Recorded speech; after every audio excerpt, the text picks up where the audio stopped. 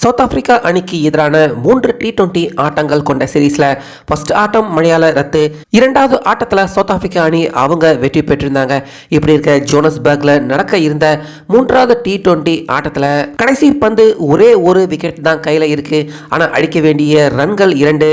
இந்த அளவுக்கு ஒரு பரபரப்பா கடைசி வரைக்கும் மேட்சை கொண்டு போய் யாருமே நம்ப முடியாத ஒரு த்ரில்லரான வெற்றியை இப்ப இந்த தேர்ட் T20 மேட்ச்க்கான வார்ம் அப்ல நம்ம இந்தியா சவுத் ஆப்பிரிக்கா அணிக்கு திருப்பி கொடுத்திருக்காங்க. சோ அந்த வகையில ஜோனஸ்பர்க்ல நேத்து சாயந்திரம் விளையாண்டிருந்த இந்த மேட்ச்ல ஃபர்ஸ்ட் சவுத் ஆப்பிரிக்கா அணி அவங்க பேட்டிங் பண்ண நம்ம இந்திய அணி பக்கம் சிராஜ் துவக்க ஓவர்ல இருந்தே அற்புதமா பந்து வீசினாரு. அவருடைய முதல் ஓவர்ல ஹென்ரிக் அவருடைய விக்கெட், மூன்றாவது ஓவர்ல பிரீக், அதுக்கப்புறமா ஆறாவது ஓவர்ல மார்க்ரம். இப்படி பவர் பிளே முடியறதுக்கு உள்ளேயே சவுத் ஆப்பிரிக்கா அணிய சிராஜ் அவர் ஒருத்தரே நடுநடுங்க வச்சுட்டாரு. இப்படி இருக்க அதுக்கு அடுத்து 10வது ஓவர் வரைக்கும் கலாசன், டேவிட் மில்லர் இவங்க 2 பேருமே அதிரடியா விளையாண்டு சவுத் ஆப்பிரிக்கா அணியின் ஸ்கோரை ரொம்ப வேகமா உயர்த்தினாங்க. சோ அந்த நேரத்துல 10வது ஓவர்ல நம்ம ஜடேஜா ஒரு அற்புதமான டைரக்ட் ஹிட் ரன் அவுட் மூலமா கலாசன் அவரை தூக்க, அப்ப இருந்து மறுமுனையில டேவிட் மில்லர் நிக்க அடுத்த ரன்னரா வந்த எல்லா பேட்ஸ்மேன்களுமே போட்டுன்னு சவுத் ஆப்பிரிக்கா அணி பக்கம் விக்கெட்டுகளை இழந்துகிட்டே இருக்க, டேவிட் மில்லர் ரொம்ப கஷ்டப்பட்டு தடுமாறி 52 ரன்கள் 55 பந்துகள் விளையாட எடுத்திருந்தாரு. ஆனாலுமே முழுசா 20 ஓவர் கூட விளையாட முடியாம 122 ரன்னுக்கே சவுத் ஆப்பிரிக்கா அணி எல்லா விக்கெட்டையுமே இழந்துட்டாங்க. சோ அந்த வகையில இது ஒரு கம்மியான ஸ்கோர், ஈஸியா நம்ம இந்தியா இறங்கி சீக்கிரமா அடிச்சு ஜெயிச்சிடுவாங்க அப்படின்னு தான் எல்லாருமே எதிர்பார்த்தாங்க. ஆனா இந்த மேட்ச்லயும் சுப்மன் கில் 5 ரன்னுக்கும் யசஸ்வி ஜெய்ஸ்வால் 4 பந்துக்கு 12 ரன்கள் எடுத்து அவரும் சிக்ஸர் லைன்ல கேட்ச் கொடுத்து வெளியேறிட்டாரு.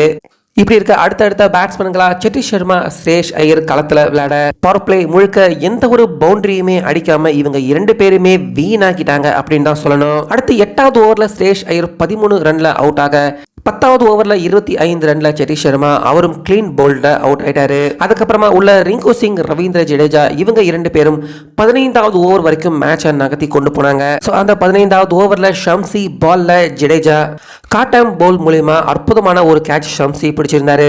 இப்படி இருக்க கடைசி நேரத்துல அதிரடி காட்ட போறாரு அப்படின்னு எதிர்பார்த்த சூரியகுமார் ஷம்சி அவருடைய ஃபர்ஸ்ட் பால்லயே கிளீன் LBW முறையில அவுட் ஆக நம்ம இந்தியாவுக்கு ரொம்ப பெரிய ஒரு அதிர்ச்சி தருணமாக தான் அது இருந்தது. இப்படி இருக்க கடைசி 5 ஓவருக்கு அடிக்க வேண்டிய ரன் 35 இருந்தாலும் கையில 4 விக்கெட்டுகள் மட்டுமே இருந்தது. அந்த வகையில ரிங்கு மேட்சை நகர்த்தி கொண்டு போனாலும் 17வது ஓவர்ல ஹர்ஷ்தீப் சிங், சிராஜ் இவங்க 2 பேருமே அடுத்துன்னு அவுட் ஆக 18வது ஓவர்ல தேவையில்லாம 2 ரன் ஓடுறேன் அப்படின்னு முகேஷ் குமார் அவருடைய விக்கெட்டையும் இழக்க, கடைசியா ரிங்கு, குல்தீப் யாதவ் இவங்க 2 பேருமே கடைசி ஓவர் 10 ரன் எடுத்தா வெற்றி அப்படிங்கிற நிலைமை வரைக்கும் மேட்சை கொண்டு வந்திருந்தாங்க.